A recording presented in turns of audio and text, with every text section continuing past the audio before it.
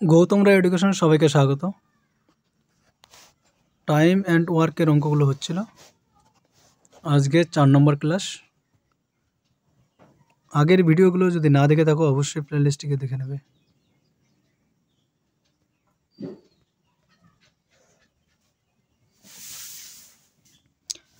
আজকে শুরু হবে 9 নম্বর। দেখো এই অঙ্কটা কি বলছে। 12 জন লোক একটি কাজ 9 দিনে করে। 6 দিন তারা একত্রে কাজ করার পর 6 জন আরও যোগ দিল।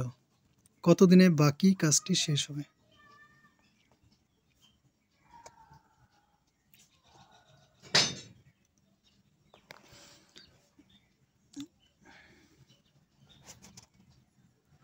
বারো জন লোক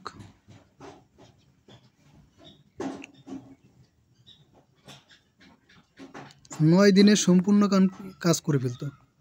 9 দিনে সম্পূর্ণ কাজ করে ফেলতো। তাহলে 6 দিনে ওই কতটুকু কাজ করবে?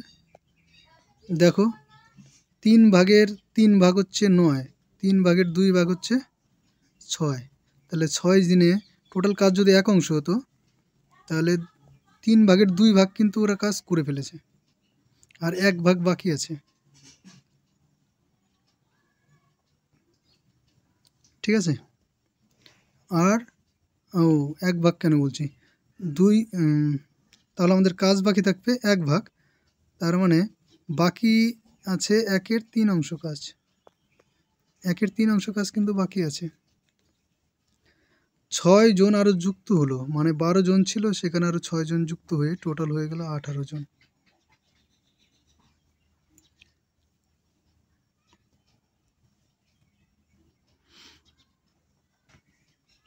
তাহলে কয় দিনে সেই কাজটা আমাদের? এখন আমাদের কি কি থাকলো দেখো তো। লোক থাকলো 12 জন, কাজ আছে 1/3 অংশ। কিন্তু আগে আমাদের কি হয়েছিল যে 12 জন লোক 9 দিনে 1 অংশ কাজ করে।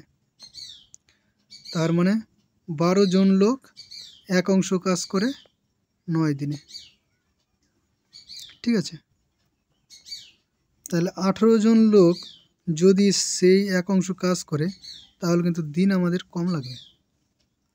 তা আগে ছিল 9 দিন, এখন হয়ে যাবে আমাদের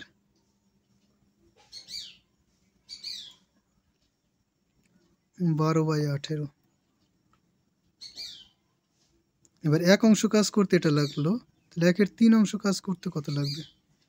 নিচে এর সাথে গুণ হয়ে গেলে 1/3,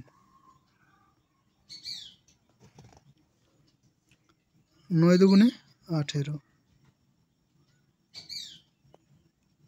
2 দিয়ে 12কে কাটলে 6, 3 দিয়ে 6কে কাটলে 2, 2 আমাদের অ্যান্সার হবে।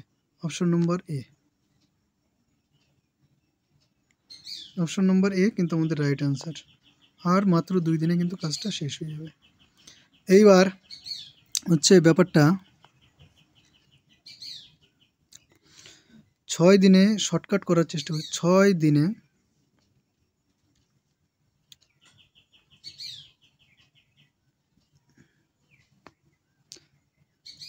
2/3 অংশ কাজ করেছে, 6 দিন লেগেছে।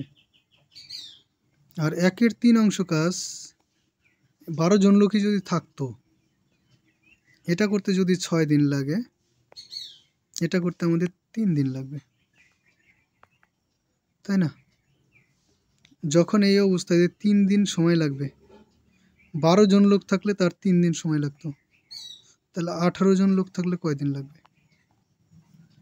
এটা হচ্ছে আমাদের শর্টকাট। শর্টকাট মানে মাইন্ডের মধ্যে অঙ্কটা চলবে এবং কিছু প্র্যাকটিক্যাল বিষয় কিন্তু আমাদের ভাবতে হয়। 12 জনের যদি 3 দিন লাগে, 18 জনের 2 দিন লাগবে। কিভাবে? 3 গুণিত 12/18, এটা ক্যালকুলেশন করলে 2 আসবে। আর অন্য একটা কথাও যদি ভাবো, 12-র 1.5 গুণ হচ্ছে 18, 1.5 গুণ, তাহলে এর 2-এর 1.5 গুণ হচ্ছে 3। বুঝতে পারছো ব্যাপারটা? 12-র 1.5 গুণ 1.5 গুণ 18, তাহলে 2-এর 1.5 গুণ 3। যখন আমরা 3 দেখব তখনই কিন্তু বলে দিতে পারবো যে এখানে যখন লোক 18 বাড়বে তাহলে এরকম একটা সংখ্যা এখানে আসবে যেটার 1.5 গুণ হচ্ছে 3 হবে। তো সেই হিসেবে 2 আসলো। বোঝা গেল তো?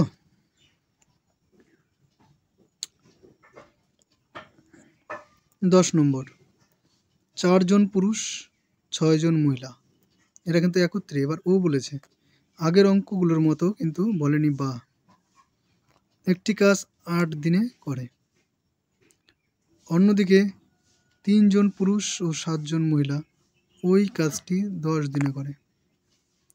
তাহলে 10 জন মহিলা ওই কাজটি কত দিনে করবে? এখানে প্রথম 8 দিন, 8 দিনে কি করে? 8 দিনে হচ্ছে 8 দিনে কাজটি করতে লাগে 4 জন মেল প্লাস 6 জন ফিমেল।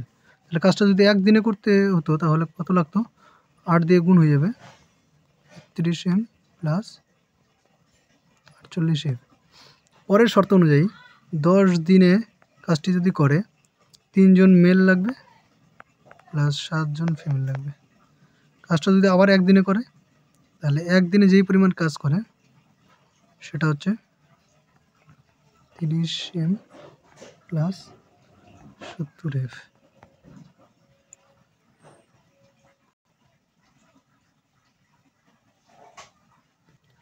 তাহলে 1 দিনে যখন প্রথম শর্ত অনুযায়ী 1 দিনে কাজ করলে 32টা মেল লাগতো এবং 48টা ফিমেল লাগতো।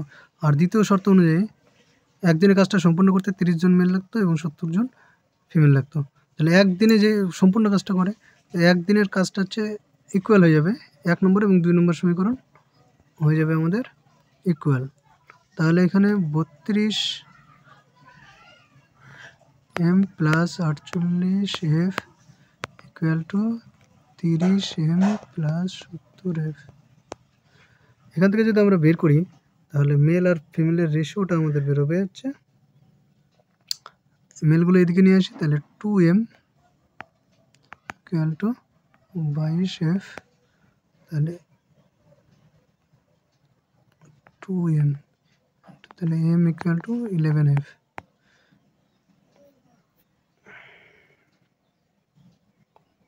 এবার এখান থেকে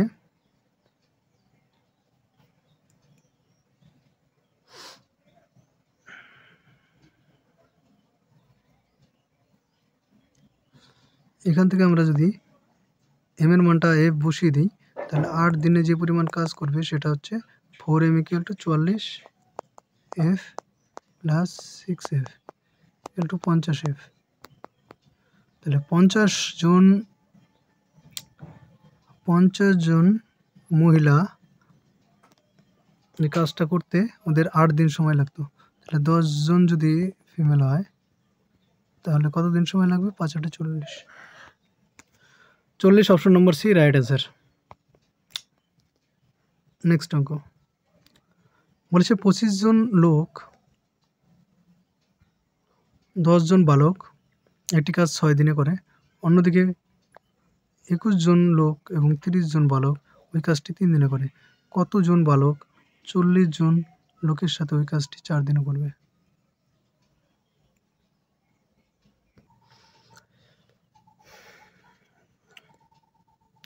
25 জন ম্যান আর 10 জন বালক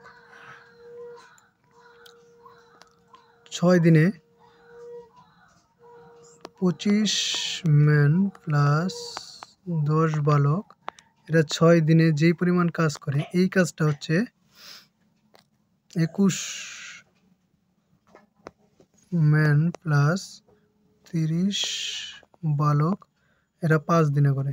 এখানে কিন্তু 3 ছিল সুবীর দাসে, সেখানে 3 হবে না 5 হবে, 3 দিয়ে উত্তর আসবে না,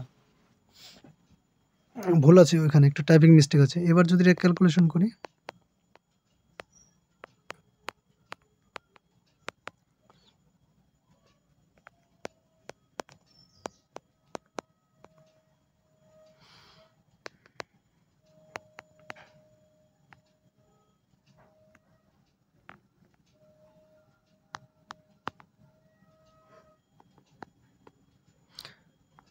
ম্যান 2 ইউনিট কাজ করলে বয়েস 1 ইউনিট কাজ করে। টোটাল কাজ কত ইউনিট? যে কোনো একটায় m = 2 আর b = 1 বসাই। ওটাই না, বসাবো এটাই, অলরেডি গুণ করা আছে। তাহলে m এর জায়গায় যদি 2 বসাই তাহলে এখানে 105 আছে, 210 হলো, প্লাস b এর জায়গায় 1 বসালে এখানে 150, 360 ইউনিট কাজ টোটাল। এবার একটা ম্যান 2 ইউনিট কাজ করে, 4 দিনে কত ইউনিট কাজ করবে? 4 দিনে 8 ইউনিট। একজন, এখানে 40 জন আছে, তাহলে এর সাথে 40 গুণ 320 ইউনিট কাজ করে ফেলেছে 4 দিনে। এবার এখানে কত ইউনিট কাজ পড়ে থাকলো তাহলে আমাদের?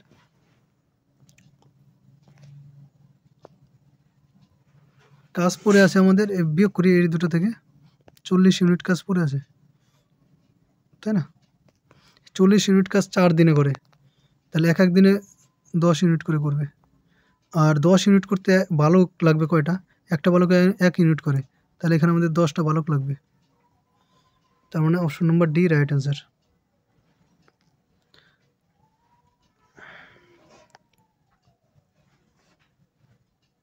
নেক্সট অঙ্ক বলেছে, এক ব্যক্তি একটি কাজ 5 দিনে করে, কিন্তু তার পুত্রের সাহায্যে কাজটি 3 দিনে করে। পুত্রের সাহায্যে সে 3 দিনে করে, পুত্র একা কাজটি কত দিনে করবে?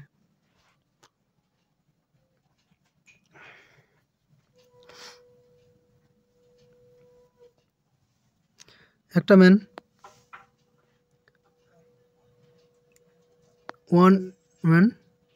5 দিনে ওই সম্পূর্ণ কাজটা করে। সেটা যখন একটা ম্যান আসে, তার সঙ্গে ওর পুত্র আসবে শান, তাহলে ওরা 3 দিনে কাজটা করতে পারে। তাহলে এখানে 5m = 3m + 3s, তাহলে 2m = 3s, তাহলে m/3 না m/s = 3/2। m 2 ইউনিট করলে s করবে না, m যদি 3 ইউনিট করে s করবে 2 ইউনিট, মানে ওর বাবা 3 ইউনিট করলে ছেলে 2 ইউনিট করবে।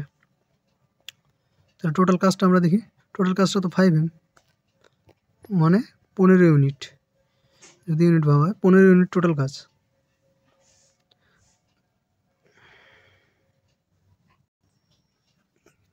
তাহলে শানের 2 ইউনিট করে একদিনে, তাহলে 15 ইউনিট কাজ করতে 15/2 = 7×1=2। এখানে অপশনগুলো না কারেক্ট করা হয়নি, অটো কারেক্ট হয়ে গেছে। এই অপশনটা হবে 1×1=2, না 7×1=2, এই 7×1=2 এটাই অ্যান্সার হবে। আমি এর পরের ভিডিওতে সব কারেক্ট করে দেবো, সব রেক্টিফাই করার দরকার আছে, কারণ আমি এগুলো অটো কারেক্ট হয়ে গেছে। সুবিধার সাথে দেখে নেবে, এটাই অ্যান্সার আছে। নেক্সট অঙ্ক,